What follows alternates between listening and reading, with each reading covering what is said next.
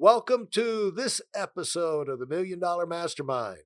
I'm Larry Weidel, and let's get started. I'm here with Vignesh Kumar, who is one of the top leaders inside the Neil Patel organization, and together they wind up dealing, and in the past and currently, with the biggest companies out there. Just look at the capitalization out there, the biggest companies. They have worked, they do work.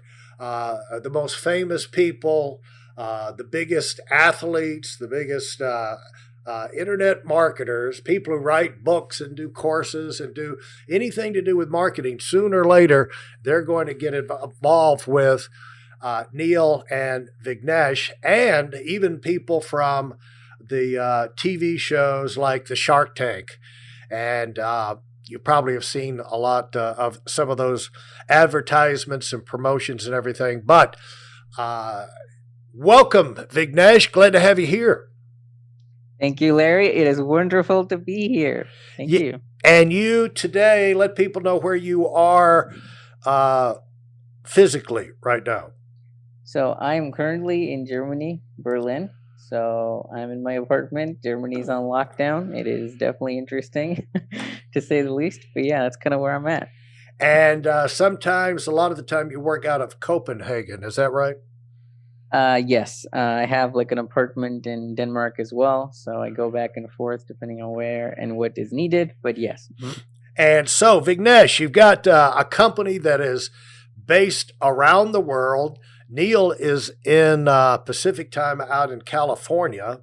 And so you've got, where do you have offices for your organization when you were, before the COVID hit, where all were you operating with support people and administration and things like that? So we have offices, Larry, in San Diego. We have offices in Salt Lake, Utah, right? We also have offices in Australia. So we have like another office that we kind of opened up in Australia. We have offices in Brazil, actually multiple people in Brazil. And we also have, offices again in India and a bunch of other countries. So we've actually grown, in the last 24 months. And we actually opened more offices, hired more people all over the world. And in the beginning of the COVID, when the quarantine and lockdown, your head was spinning just like a lot of other businessmen. You didn't know where this was going to take your company, where you and or your companies were going to wind up from this. But is that fair to say? That is definitely fair to say, Larry, yes.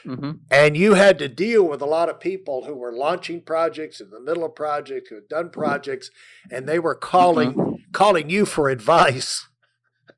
Yep. So, and they weren't happy calls, a lot of them, it was like, so. Yep, I would say so, Larry. I wouldn't consider them all that happy when lockdown happened. Yeah.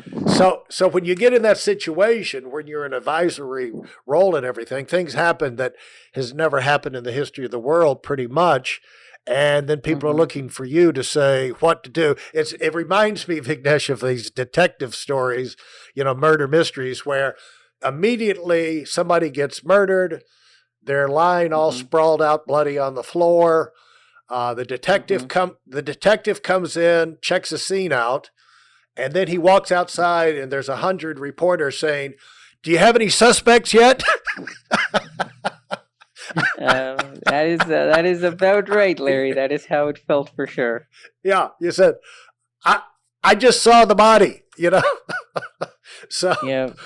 So you've come through this, and it's turned out to be fantastic because it's driven people more online, and that's right in your sweet spot. So right now things are great for you, but how long have you been in the business? I have been marketing, Larry, for since I was 12 years old, right? Let's just say that. I've been trying to get into this, or have been trying to think about this and all that for, yeah, for since I was 12. Now, if you do the math on that, that would be 18, 19 years of my life has been spent doing marketing, quote unquote, or learning about marketing, or have been kind of devoted to that. So my life, primarily, most of my living life, Larry, has been devoted to learning about business and marketing as a whole. Yes.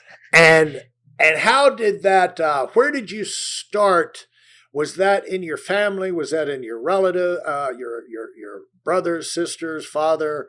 Was that a natural career path for you to think about? Where were you located at that time when you growing up? So I grew up in a city called Bangalore in India a long time ago, right? And that's kind of where I was born. Now, in my family, Larry, no, not really. We didn't have any success models. I don't really think there are any success models in my family. But one thing, even when I was younger, Larry, was super clear to me. It's like, like I was, back in school, was kind of going through there. And when I was like, I remember this was like when I was 11 years old or something crazy like that. I said, like, I was looking at everyone doing everything, and I'm like, this is just like, if everyone does the same type of things, like, this is not going anywhere. You know what I mean? Like, even when I was like, 11 years old, I was like, okay, this whole thing, this is not where the game is played. You know what I mean? I could just see that like happening. It's like, if I do this and I kind of timeline this out for like 10, 20 years, this is not going anywhere. You know what I mean? And that's when I started like learning marketing, kind of like doing these things, because uh, it didn't quite add up. You know what I mean? In And the end. so you looked at the friends and relatives and adult role models you had and what they were doing for a living, and the light bulb went on in your head at Mm-hmm. 11 years old. 11 and a half. Yes, Yeah. I was kind of like doing that. Yeah. Can Mm-hmm. you remember one specific thing that caused that to one event that caused Mm-hmm. you to that that idea to crystallize in your mind? Because it not only got in your mind, it stayed with you. That was to me. That's like it sounds like the first step to you Mm-hmm. becoming the person that you've grown into. Yeah. So this is when I remember happening, Larry. This is a long time ago. I'm not quite sure exactly the date or the time, but this was when I was way younger, maybe when I was like 12, 12 and a half, 13 years old or something like that. I was watching like this news story about Warren Buffett, right? When I was like 13 years old or something like that. This is a long time ago, like, 20 years ago or something like that. And they said something like, "Oh, Warren Buffett is like the youngest, like, not youngest, but he's like the richest in the world or something like that." And then there was this news article where I was like, and they had Bill Gates on there as well, right? This was like when I was 13 or something like that. Like, this is like 20 years ago, something crazy like that. So what happened was I saw that and I'm like, okay, what do these two people, like, who are these two people? What did they do to be there? And why aren't anyone else in my life doing that? Right.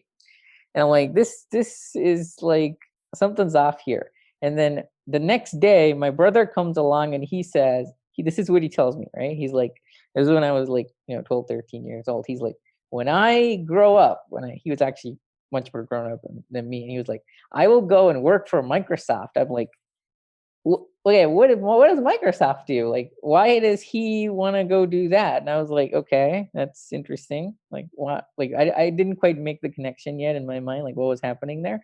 So then I was like, oh, okay, something else is going on. So then I kind of like, we got our first computer when I was like something like 12, I think. Yeah, like we got our first computer then.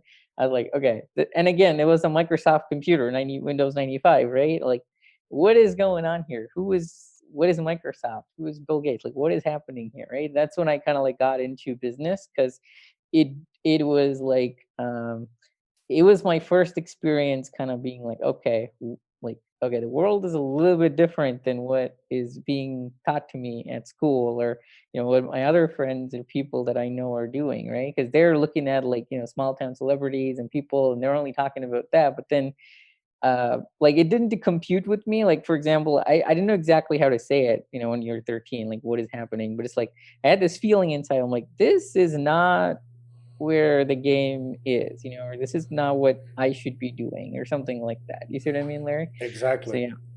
Mm-hmm.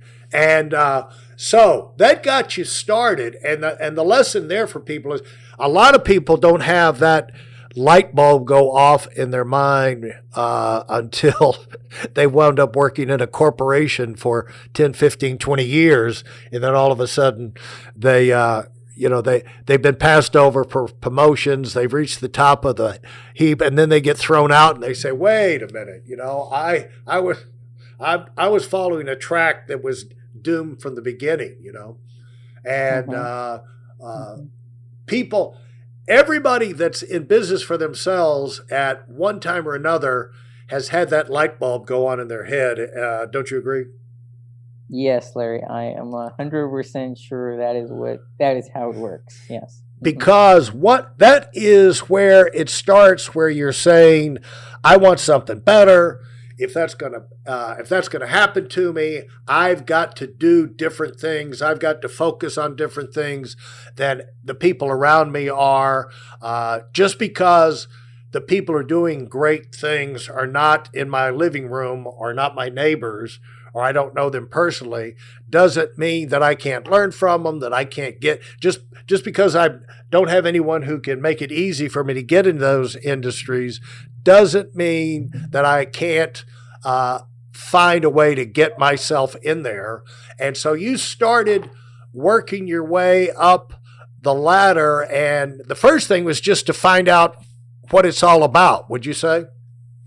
Yes, Larry. I actually spent a couple of years of my life figuring that part out. Honestly, like, I think the next 5, 6 years was me just trying things out. For example, I would spend like a year doing something, and it'd be like, oh, is this where the game is played, or is this, for example, there was like one time, Larry. This is a side story, but I spent like a year in a ashram, like a place where you go and, like, you try to meditate and they teach you Right. about God and Uh huh. XYZ, Yep. right?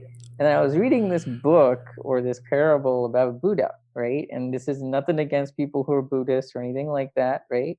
But here's kind of how I saw that, right? So there's a story about Buddha, and Buddha basically says, there's a guy who comes in and says, like, hey, do you know, like, people come to Buddha and it's like, hey, do you think there's God? And the Buddha is like, there is no God. And I'm like, oh no, like, what is happening? And then that causes like this huge uproar for the first couple of days, where Buddha says that, right? And then everyone's like, oh no, the enlightened one says there is no God. And then everyone's kind of coming back, and it's like, you know, the next day they come in and says, ask him, hey, why did you say there is no God yesterday? Can you explain that? He's like, no, no, there is a God. And I'm like, okay. And then everyone's like, okay, there is a God. Everything's okay now, blah, blah, blah. Right. And then, next thing he says, and this is kind of a weird kind of example here, is like, he then says, oh, it all kind of, like, the moral of the story is, it kind of goes on and on, but the moral of the story is, hey, it depends on what you believe, but what you believe is not really reality. You have to actually see what is reality, right? And reality is how you base your decisions on. Like, anyone can believe anything, and that's just how, a lot of reality works, right? So, in that story, that kind of gave me this insight of like, okay, you know what? Let's just not, like, like, base things on belief, but let's look at what actually is happening in reality, right? And that's when I figured out that the whole, going down a interesting path isn't ideal. But what ended up happening in the end of that 5 year kind of learning, and learning about things and how business works and all that kind of stuff, is that if someone's done something, or someone has already done something, right, then that's possible. It's not, maybe not possible for you, but it's possible in the world that we live in. It's possible in reality. So if it's possible in reality, maybe you have a chance of doing it. You know what I mean? So that was my first take on, okay, this is okay. There's something called reality.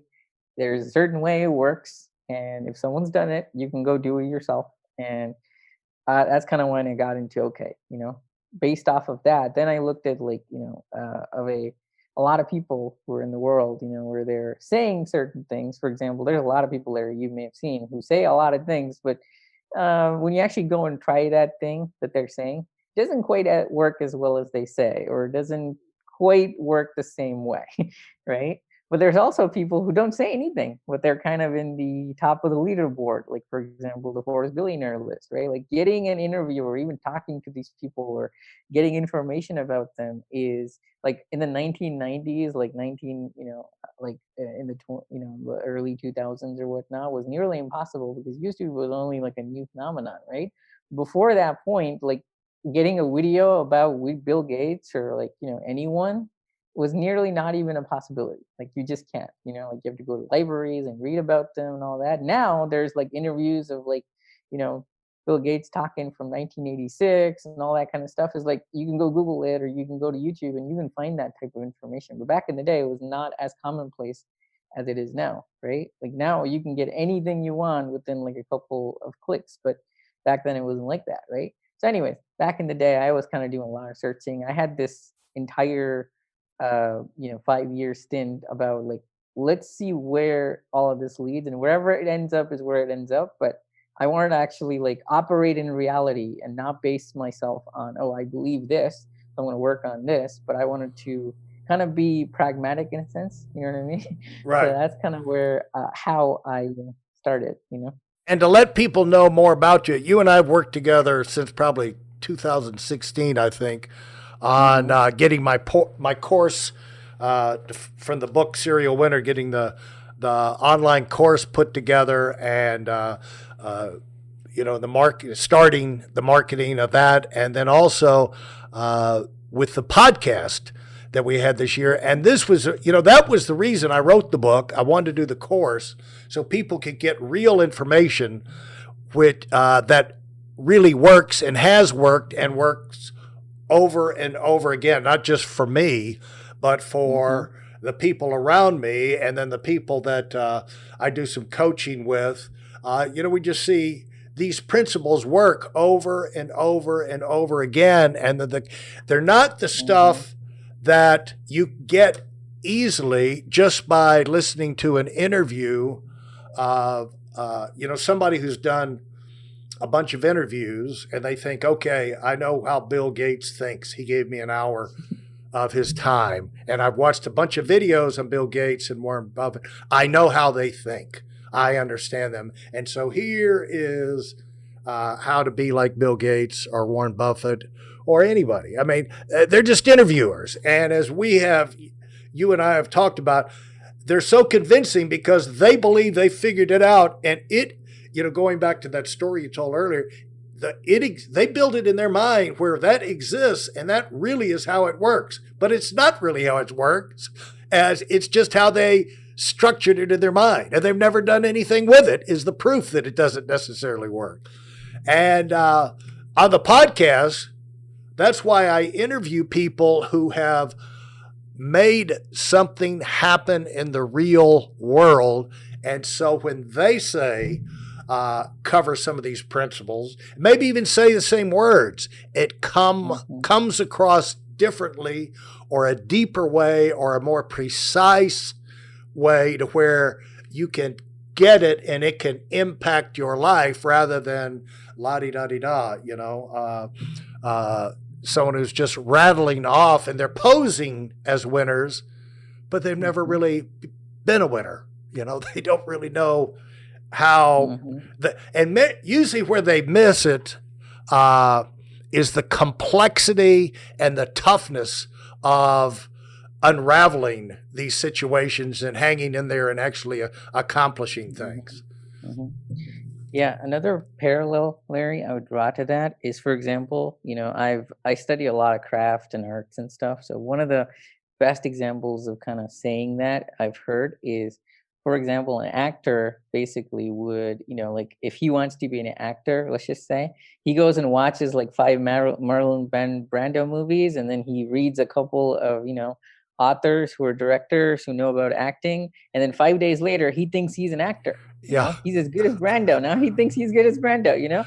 That is how people see. Oh, okay. So they listen to like 5 days of like Bill Gates talking, and then the fifth day they think, oh yeah, I know how Bill Gates does it. No, dude, you don't. You actually have no idea what it actually takes to build up a company. You know what I mean? Or just like like for example, same thing with acting, right? It's like a performing art. You have to actually go perform it for like 5, 10, 20 years before you can quote unquote get it, right? Same thing with business, right? Like you have to not watch like 5 interviews and be like, oh, I know everything. No, no, no, no. You have to actually build a business, right? Actually, pay the staff on a month-to-month basis, build products, market that, launch that, right? And then keep doing that for 5, 10 years. That's when you actually quote unquote get it. Like you don't get it by like listening to interviews and 5 days later you're now Bill Gates. You know what I mean? Just saying. Yeah. And basically, you got to do it to really learn it. People can tell you kind of how it goes, but that's like someone telling you any skill, like playing the piano or whatever. At some point, you got to sit down and put your fingers on the keys and start making mistakes and starting doing the repetitions to where you can really learn what those words mean and basically make them your own by mastering. It's knowing how to operating in the real, performing thing is like you've mastered a skill and you can do it. That's professional. You can do it under pressure at a high level consistently, whether you feel like it or not. Varying situations, you can perform, and you don't learn that by just reading a book. So Vignesh, you and I will let's wrap it up this episode here, because we've given people plenty of things to think about. I know that that point about the encouraging point, one of the takeaways people should have here is, if anyone has ever done anything, that doesn't necessarily mean, like Vignesh said, that you can do it or you will do it, but it does mean it can be done.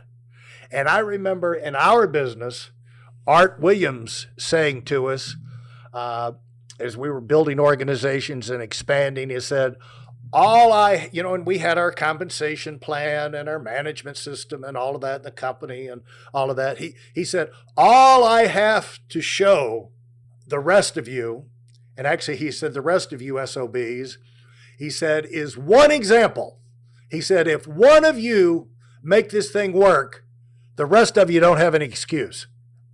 Because if one can do it, the rest of you can do it. If you work hard, you keep on and you keep after it. And that's a takeaway that I think we're going to leave this episode with. Thanks so much, Vignesh. Can't wait to get back and talk with you again. Likewise, Larry. Glad to be here. Thank you for having me. Thanks for listening to this episode of $1 Million Mastermind with me, Larry Weidel. If I've helped you in any way, leave us a 5-star rating and review on Apple Podcasts. For more information like this, listen to our other $1 Million Mastermind episodes and check out my Weidel Academy YouTube channel and visit us on WeidelOnWinning.com. I'm the $1 Million Mastermind, and until next time, go, go, go.